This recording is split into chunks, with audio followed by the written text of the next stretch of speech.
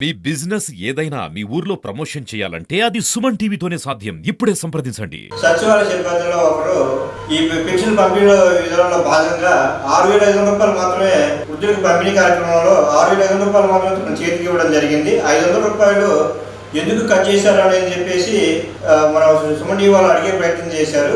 విజయలక్ష్మి వాళ్ళ పొద్దున మీకు 7,000 రూపాయలు పెన్షన్ ఇచ్చారమ్మా. 7,000 రూపాయలు ఇచ్చారు. తర్వాత 500 ఆయన తీసుకున్నారు. ఎందుకు తీసుకున్నారు? దేనికో మాకు చెప్పలేదు. మరి గవర్నమెంట్ 7,000 పెన్షన్ ఇస్తుంది కదా, 500 ఎందుకు తగ్గించారని అడగలేదు మీరు? మేము అడగలేదు. మరి 7,000 ఇచ్చారన్నారు. 7,000 తర్వాత ఫస్ట్ 7,000 ఇచ్చాడు. తర్వాత 500 ఇవ్వమన్నాడు. ఇచ్చాం. మళ్ళీ కంప్లైంట్ ఇచ్చాం మేము. ఎవరు కంప్లైంట్ ఇచ్చారు? మున్సిపల్ కమిషనర్ గారు కంప్లైంట్ ఇచ్చారమ్మా.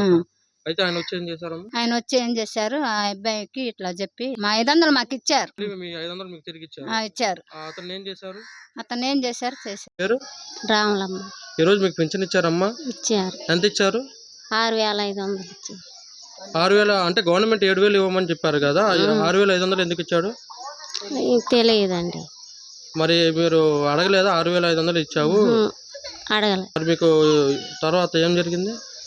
ఏం జరిగింది, కంప్లైంట్ ఇచ్చారు. ఎవరు కంప్లైంట్ ఇచ్చారు? ఎవరు ఇచ్చారో తెలియదు. ఎవరికి ఇచ్చారంటున్నాను? మున్సిపాలిటీ కమిషనర్ గారు ఇచ్చారు. మున్సిపాలిటీ కమిషనర్ గారికి ఇచ్చారు. తర్వాత ఆయన వచ్చారు మీ దగ్గరికి? వచ్చి ఏం చేశారు? మళ్ళీ ఇప్పించండి. మిగతా 500 కూడా ఇప్పించారు. రమాదేవి అండి. ముందు 6,500 ఇచ్చారు. తర్వాత మళ్ళీ ఆయనకు ఫోన్ చేశాక కమిషనర్కి వచ్చి మాట్లాడిన తర్వాత ఇక్కడికి వచ్చి ఇచ్చారండి.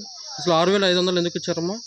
తెలియదండి, మేము అడగలేదు. ఆయన చెప్పలేదు. ఆయన ముందు ఫస్ట్ వాళ్ళ కాడ తీసుకున్నట్టే మేము అనుకున్నామండి. ముందు తీసుకున్న వాళ్ళు ఉన్నారు కండి.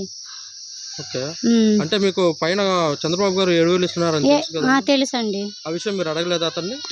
ముందు తీసుకొని వెళ్ళిపోయిన వాళ్ళని వాళ్ళు అడగకుండా మనం అడిగితే బాగోదని మేము మాకున్నాను. తర్వాత ఈ మిగతా 500 ఎవరు ఇచ్చారమ్మా కలిపి? మళ్ళీ రాఘవాను వాళ్ళు ఆయనే ఇచ్చారండి. మళ్ళీ డిమ్మల కాడ నిలబడి రోడ్డు మీద ఇచ్చారండి.